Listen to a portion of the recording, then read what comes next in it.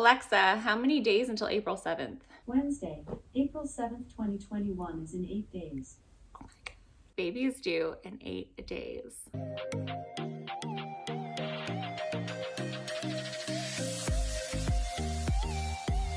Hey everyone, and welcome back to my channel for all things mommy, wife, and life. My name is Chessa. So in today's video, I'm going to be sharing with you my 38-week pregnancy update. Tomorrow I will be 39 weeks pregnant, so I'm still not quite there yet, but I'm getting so close to the finish line and it's crazy. So I'm going to be giving you my 38-week pregnancy update so you can kind of see what symptoms that you should be looking out for at 38 weeks. So I did have a 38-week appointment at the very beginning of my 38 weeks. Basically, all they did was check in with me and then just kind of felt my belly to make sure that baby is in the right position. They didn't check my cervix or anything, which I was kind of surprised about. I thought they were at least going to check that to see if how I was getting along effaced-wise and if I was getting any dilated, but they didn't check that at all. I don't actually remember them checking at all with my first pregnancy either with my daughter. So I just think that's kind of weird because every other update that I see on YouTube, everybody's saying like, oh, they checked me and like I'm this far along, and I'm like, why aren't they doing that to me? I was bummed because I kind of feel like I'm going in blind, like I don't really know like what to expect and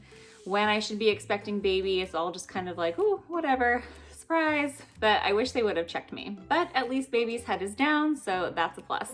I've been having like so much trouble getting off the floor. It's almost like amusing how like long it takes me to get up off of the floor. But it's just like, it's painful. Like my knees are starting to hurt just because of all the extra weight that I've been carrying around. I'm having like pain. I don't know if it's like sciatica or around ligament pain or something, but it's like right where like my upper thigh meets like my torso, like right in there. And then also I'm still having like the pain in my groin and pelvis, like my pubic bone area, like kind of right in the middle. Like when I do certain activities, like I can definitely feel that bone like in a lot of pain. When I did see the midwife last time, she did give me some exercises that would kind of help that pain a little bit, which I shared in my last update. I will leave that linked down below or in the cards so that way you guys can get an idea of how to help alleviate that pain if you're interested. So on Friday, March 26th, I started to lose my mucus plug.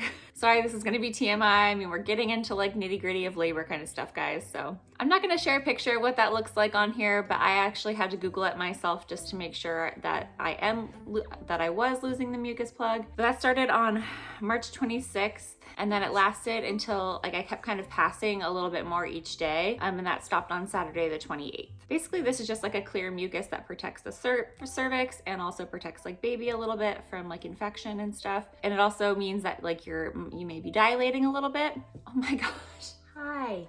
Hello, I love you. Yes, I do. I will say that I had passed a little bit, like, I don't even remember when. I should have kept track of when I was passing it, but it was, I don't know, probably like a month or so ago. I would like pass like a little bit here and there. Like I would get really intense cramps and then I would like pass a little bit of it, which I didn't really know what it was. I thought it was just like extra discharge or something like that, but turns out that it was part of the mucus plug. He has been like my shadow the last couple of days. I think that means that labor is imminent for me, which is exciting, but nerve-wracking. I'm still very nervous. Like I almost feel like this isn't real. Like I kind of am having the same experience that I had with my first daughter. Like it's so weird. But yeah, back to the mucus plug. It's just clear. There's been no bloody discharge or anything like that. I think when that starts happening, labor is definitely gonna happen a little bit sooner. I have been having Braxton Hicks contractions still. So just every now and again, I'll feel crampy and my back will hurt a little bit. Mostly, I only have the back pain when I'm doing other things. Like if I'm like working too hard around the house or something like that, then my back will start to hurt. It doesn't really hurt in conjunction with the cramps, if that makes sense. I've also been pretty tired this week. I have been having trouble falling asleep the last couple of days, but I mean, for the most part, my sleep has been good this week. I've just been super tired and wanting to take naps, and I'm not a good napper, so I haven't been taking the naps. And then I usually get a second wind when my daughter gets home around 2, but for the most part, I've just been a little sleepy. And I've also been kind of having what they call lightning crotch. It sounds so weird, but I guess that's a term for it. And it just kind of feels like something is like stretching or almost like a pinprick kind of like on my cervix, like if that makes any sense. Just kind of like up in there, just kind of feels like a little bit of pain. Yeah, that's the best way I can describe it, but I guess they call that lightning crotch. I don't remember experiencing that with my first daughter, so this is kind of new to me. So let's let's jump into the bump app. So they say that the baby is the size of a winter melon at 19.6 pounds. Or sorry, oh my God, can you imagine? 19.6 inches long and 6.61 pounds. Whew. God, can you imagine a 19-pound baby? It says I could be experiencing Braxton Hicks contractions. Yes. Trouble sleeping. Yes. Just like a little hard to get comfortable. And I always like kind of toss and turn. So if like my right side kind of gets in a little bit of discomfort, then I switch to my left side. Losing your mucus plug. Yes, as I said before. Lost the mucus plug, not the bloody show. Itchy belly. Yes, I've been having a very itchy belly. I've been trying to stay moisturized as possible, but then I'm also like, I don't know if anybody else has been experiencing this, but like I'm so dry, like especially in my neck. I don't know if it's like the change in season, the environment, or if my house is just super dry, because I've been dry for like weeks and months basically. But it's like right in here, I don't know if you can see it, but I feel like I have this huge rash and it's so itchy, and I've been putting like everything on it, but I don't know if that's pregnancy related or just environment related, but I thought I'd mention it.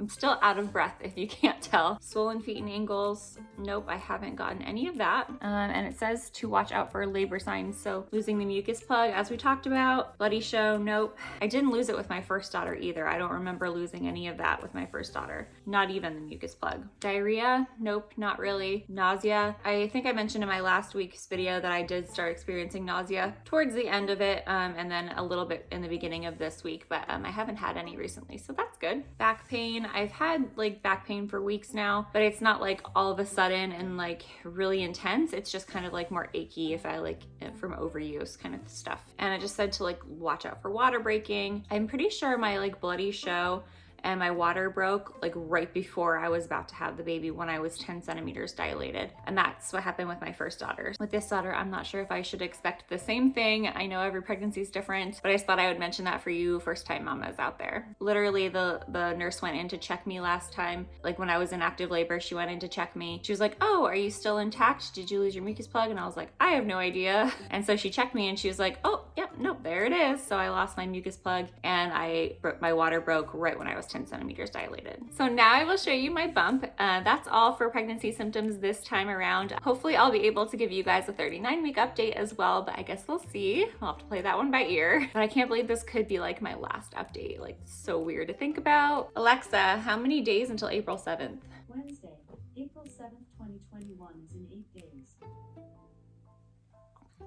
Baby is due in 8 days. What is happening? Thank you guys so much for watching. Please hit that subscribe button and that bell notification so you can be informed for all future videos. I have a lot of videos I've been trying to get pre-planned and pre-uploaded so that way if I do go into labor, I will still be able to keep my consistent schedule of every Fridays and sometimes Mondays. So be sure to check back, and thanks again so much for watching. I truly do appreciate you guys, and let me show you the bump. Should we say hello to everybody? Say hello. Yankee, look at the camera. Say hi. This is my little buddy Yankee, for those of you who have never really seen him much up close, but he's my little Maltipoo.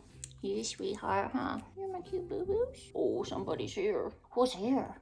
Go get him. Go get him.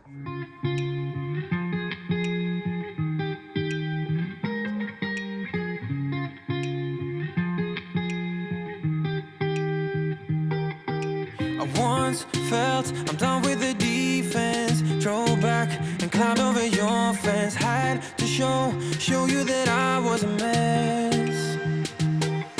So you were shrugging your shoulders. I'm closed off, that's what I told you. Soon enough, everything started to change. 'Cause there's no going back, no going back. There's no going back to your old life. Not living in the past, we're over that. I'm feeling it tonight, riding on the dizzying heights.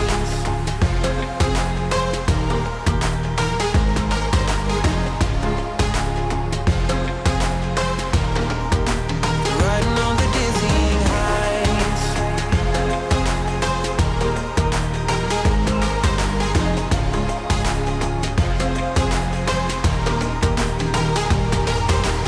Felt like nothing could stop us. Sunsets